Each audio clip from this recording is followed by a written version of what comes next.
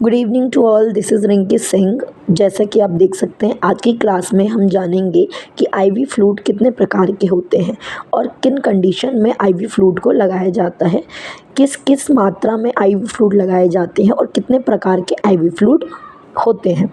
जैसा कि पेज में आपको नज़र आ रहा होगा, आईवी फ्लूइड 5 प्रकार के होते हैं।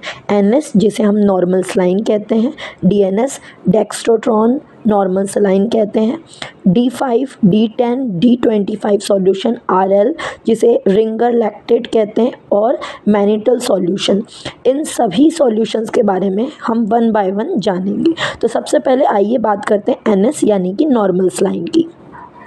नॉर्मल सलाइन की अगर हम कंपोजिशन की बात करें तो इसके अंदर 100 ml सॉल्यूशन में 0.9% नॉर्मल सलाइन होती है।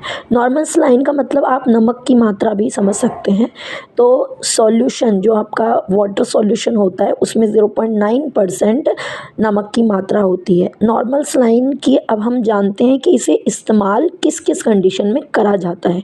नॉर्मल सलाइन का इस्तेमाल लॉस ऑफ वाटर यानी कि डिहाइड्रेशन आपको हो जाता है, जिसे पानी की कमी कहा जाता है। अगर शरीर में पानी की कमी हो जाती है तब हम नॉर्मल सलाइन का इस्तेमाल करते हैं। अगर ब्लड लॉस होता है या फ्लूइड लॉस होता है यानी कि खून की कमी की मात्रा अगर शरीर में पाई जाती है तब भी हम उस अवस्था में नॉर्मल सलाइन का इस्तेमाल करते हैं। अगर कोई घाव हो चुका है, आपको कोई घाव है, वाउंड है, उसको क्लीन करने के लिए यानी कि वॉश करने के लिए भी नॉर्मल सलाइन का इस्तेमाल किया जाता है। और इंजेक्शन, नॉर्मल सलाइन में इंजेक्शन को मिक्स करके भी लगाया जाता है। अगर हम बात करें कि एक दिन में यानी कि 24 घंटे में इसे कितना इस्तेमाल करते हैं तो 2 से 3 बोतल या 3 से 4 बोतल का इस्तेमाल 24 घंटे यानी कि एक दिन में किया जा सकता है। ज़्यादा से ज़्यादा 3 से 4, इससे ज़्यादा इस्तेमाल नहीं किया जाता है। The most important thing is hypertension, यानी कि आपकी ब्लड प्रेशर की मात्रा अधिक है यानी कि ब्लड प्रेशर ज़्यादा है, उस कंडीशन में इसे बिल्कुल भी इस्तेमाल नहीं किया जाता है, क्योंकि ये आपकी ब्लड लॉस को इंक्रीज़ करती है। यानी कि जब आपको ब्लड लॉस हो चुका है उस टाइम पे दिया जा रहा है तो इसका मतलब है कि ब्लड प्रेशर आपका हाई है तब नहीं दिया जाएगा। हाइपरटेंशन का मतलब होता है ब्लड प्रेशर हाई होना।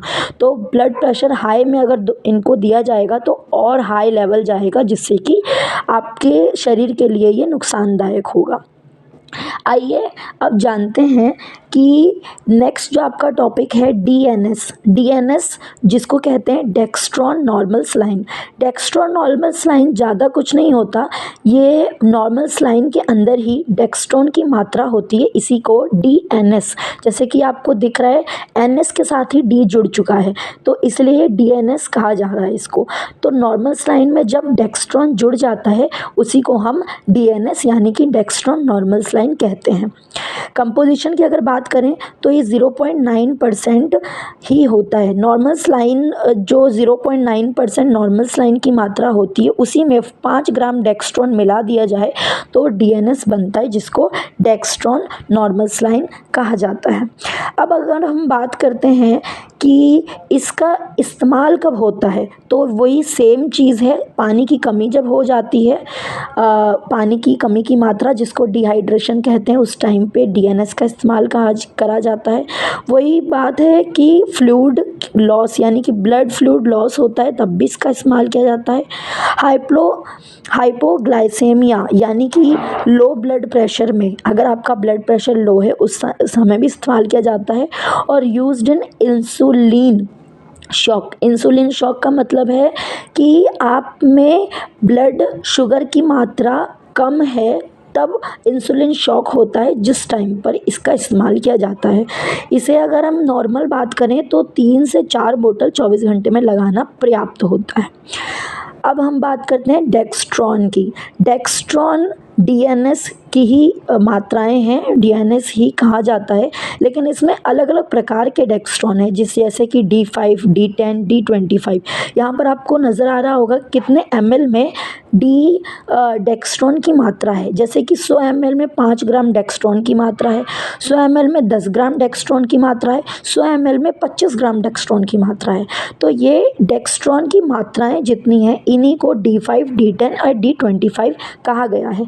अगर हम बात करें कि इन डेक्स्ट्रॉन का इस्तेमाल कब कब किया जाता है, तो बहुत से अधिक जब आपको वीकनेस होती है, यानी कि जब आपके भूख प्यास खाना पीना नहीं खाया जा सकता, तब आप अधिक मात्रा में इसका इस्तेमाल करते हैं D5, D10 and D25। D25 बहुत कम इस्तेमाल किया जाता है, D5 और D10 ज़्यादा इस्तेमाल किया जाता है। बहुत ज़्यादा ब्लड लॉस हो जाने की मात्रा में ही D25 का इस्तेमाल किया जाता है।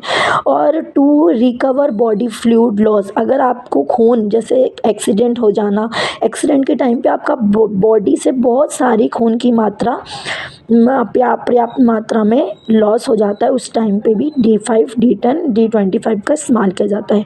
वही सेम है, 3 से 4 बोतल से ज़्यादा इस्तेमाल करना नुकसानदायक होता है। 3 से 4 बोतल ही आप एक दिन में इस्तेमाल कर सकते हैं।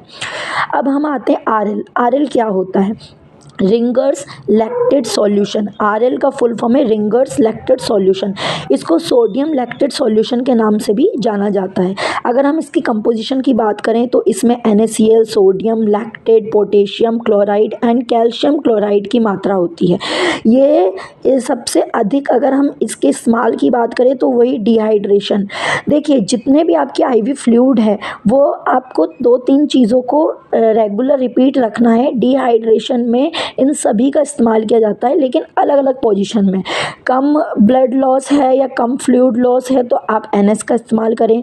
ज़्यादा फ्लूइड लॉस है तो आप D5, D10, D25 का इस्तेमाल करें। और अधिक से अधिक ज़्यादा लॉस है तो आप RL का भी इस्तेमाल कर सकते हैं।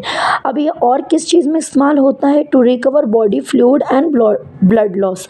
यही सेम चीज़ है जो कि चलती आ रही है। और लो ब्लड प्रेशर यानी कि हाइपोटेंशन हो जाता है, आपको बहुत ज़्यादा ब्लड प्रेशर लो हो जाता है, उस टाइम भी आप इसका इस्तेमाल करते हैं, यानी कि RL का इस्तेमाल किया जाता है।